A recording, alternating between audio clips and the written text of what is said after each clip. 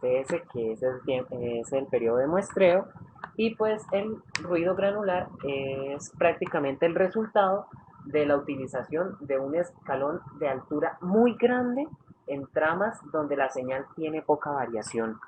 ¿Sí? Entonces, pues como lo vemos ahí, pues el escalón no tiene mucha variación, es prácticamente como si fuera constante, y es por esto que podemos encontrar estos dos tipos de errores de variación. Bueno, volvemos otra vez al mismo tema de distorsión por sobrecarga dependiente. En esta pues vamos a analizar lo que son las diferentes fórmulas que vienen desde el diagrama en bloques del transmisor. Pues tenemos la señal en versión discretizada de MDN, que es igual a la misma señal pero desplazada más el error de SUN en versión cuantizada, ¿sí? Entonces nosotros lo que queremos simplificar es que vamos a coger un término que se va a llamar QDN, y pues QDN lo vamos a llamar como el error de cuantificación, ¿sí?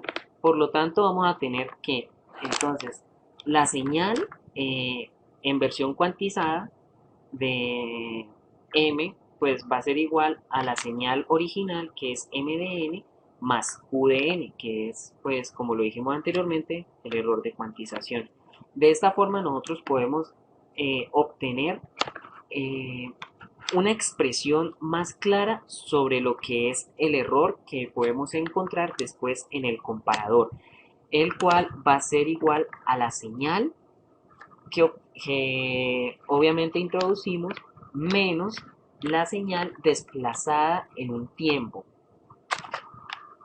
menos lo que es el error de cuantización, también desplazada. Lo que podemos observar es que la señal entrada del cuantificador es prácticamente una diferencia de primer orden de la señal de entrada. Y entonces esto lo podemos asimilar como una aproximación digital de la derivada de la señal de entrada.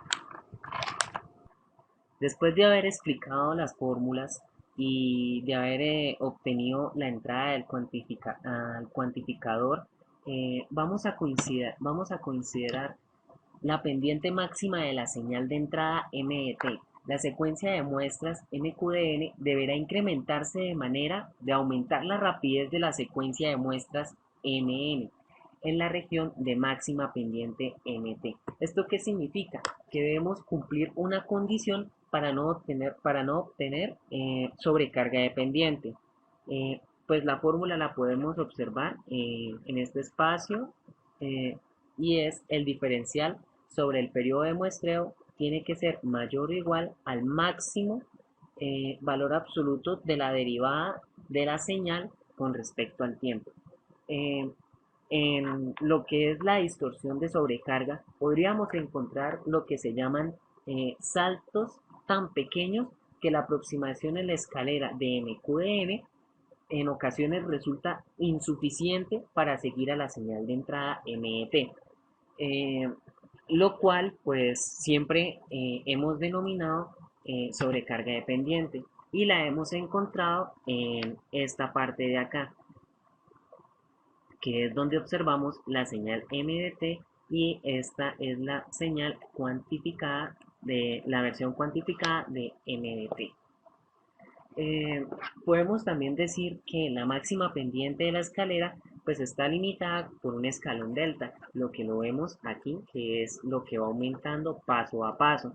Eh, Esto pues lo que decimos es un escalón fijo delta, y pues en este caso lo llamamos modulador delta lineal. Eh, la sobrecarga dependiente resulta un error de cuantificación por sobrecarga dependiente de ruido, lo que podemos considerar nuevamente en los espacios vacíos que son generados. Ya para terminar con el segundo tipo de ruido, como lo había nombrado anteriormente, es el ruido granular, que sucede cuando el escalón delta es demasiado grande frente a la pendiente de MT. ¿Qué significa esto? Significa que la señal va a ser constante en determinado periodo TS, lo que causa la aproximación de escalones MQDT que está conmute en el segmento plano de MET. También es válido decir que es análogo al ruido de cuantificación en sistema PCM. Ya para definir, concluir lo que es la modulación delta, decimos que es necesario encontrar el salto delta suficientemente grande para acomodar el rango dinámico de la señal de entrada MDT. También podemos encontrar un delta óptimo, solución de compromiso entre la distorsión por sobrecarga y el ruido granular para la obtención del valor óptimo. Esto lo podemos calcular por la fórmula de delta sobre el periodo de muestreo, que es para que no exista pues sobrecarga. Podríamos hacer adaptativo al modulador delta y también sería necesario encontrar el salto delta suficientemente pequeño para acomodar las variaciones pequeñas de la señal de entrada de MDT. Bueno, y esa fue la conclusión de nuestro sistema de modulación delta. Como lo explicamos en el transcurso de este video, esta modulación tiene unas falencias, pero el cual pueden ser mejoradas mediante una variación de esa modulación, la cual es llamada modulación delta adaptativa. La mencionaré brevemente sin hacer énfasis detallado de esta, pero solo para saber, solo para tener una idea más concreta de que esta modulación delta puede ser mejorada con la modulación delta adaptativa, que el cual es un sistema con tamaño del escalón, o sea, un DAC, que es un convertidor digital análogo y varía automáticamente, el cual, dependiendo de las características de amplitud de la señal de entrada analógica, cuando el resultado del transmisor es una cadena de unos o ceros consecutivos, indica que el resultado de la pendiente de la señal del DAC es menor que la pendiente de la señal análoga en la dirección positiva o negativa. Casi siempre en este tipo de modulación nosotros tenemos una tabla en la cual nos guiamos de cómo va a ser la variación en los deltas. Más o menos me refiero a que, digamos, si veo un 1, la consecuencia a ese 1 va a ser un delta positivo. Si veo un 1, 1, mi consecuencia a ese 1, 1 va a ser 2 veces el delta. Y así consecutivamente dependiendo de la tabla con la cual estemos trabajando esta modulación con delta adaptativo. El DAC ha perdido noción exacta de dónde están las muestras analógicas. Con un modulador de delta adaptativo, después de un número predeterminado de unos y ceros consecutivos, el tamaño del escalón se incrementará automáticamente.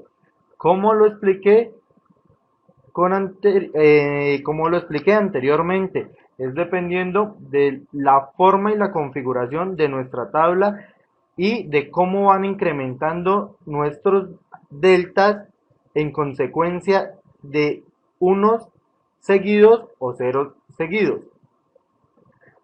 Si la amplitud de la salida del DAC aún está debajo de la amplitud de la muestra, el siguiente escalón se incrementará aún más, hasta que al fin el DAC alcanza a la señal analógica.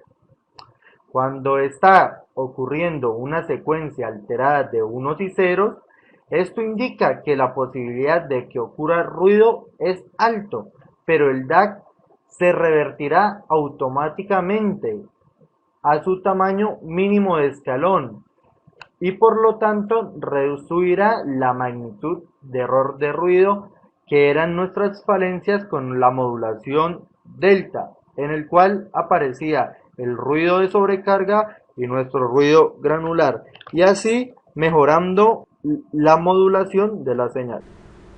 Bueno muchachos, vamos a continuar con un ejemplo ya simulándolo de la modulación delta en la plataforma de MATLAB usando una de sus aplicaciones, Simulink.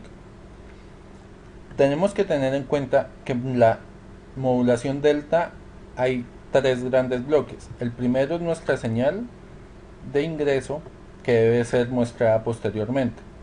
Nuestro segundo bloque, que es el codificador, y nuestro tercero es el decodificador. Aquí en la salida del decodificador ya viene lo que es el acumulador y el filtro para poder recuperar nuestra señal original. Bueno, nosotros inicialmente pusimos una señal seno, se puede utilizar cualquier tipo de señal. Esta lo colocamos como una señal seno para que sea más visible la formación y la modulación delta. Colocamos una amplitud AM, una frecuencia 2pi por F, ya que esta frecuencia se da en radianes, y el resto lo dejamos en cero, fase cero, para que sea totalmente senoidal.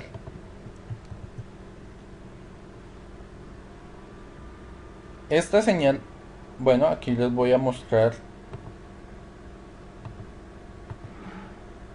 que se tomó una amplitud de 1, una frecuencia para la seno de 200 radianes, una frecuencia de muestreo de 200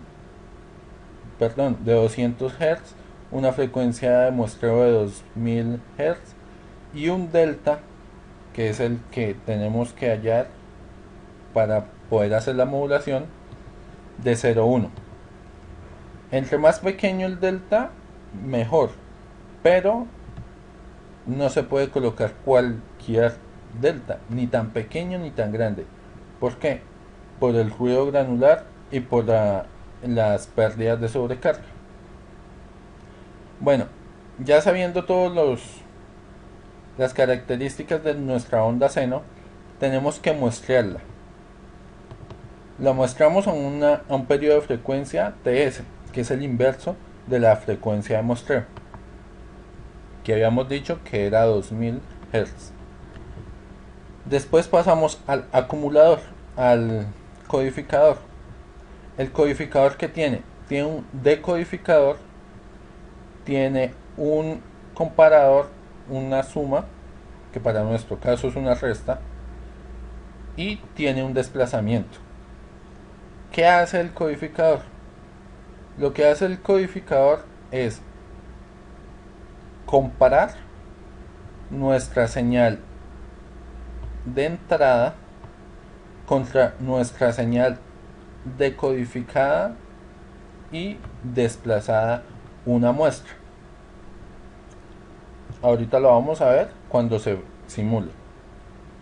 Bueno, y después viene nuestra etapa de decodificación. Internamente el decodificador, que tiene una ganancia y tiene el acumulador. ¿Para qué nos sirve esto? En nuestra ganancia está el valor delta, que va a ser el incremento en escalera que haya para la modulación. ¿Y el acumulador qué es? Es una sumatoria de la entrada, de nuestra señal de entrada, con una señal desplazada. Este 1 sobre z es este mismo z a la menos 1. Entonces, aquí hay un desplazamiento, una comparación y un desplazamiento, y nos va a salir una señal escalera. Y aquí vuelvo a desplazarlo para compararlo con nuestra señal muestrada internamente. Hago la resta y aquí me tienen que salir puros unos y ceros, unos y ceros. Y paso al decodificador, me lo decodifica, me muestra escaleras, y posteriormente hago el retenedor o acumulador y hago un filtro pasabajas para recuperar nuestra señal seno original. Vamos a simular.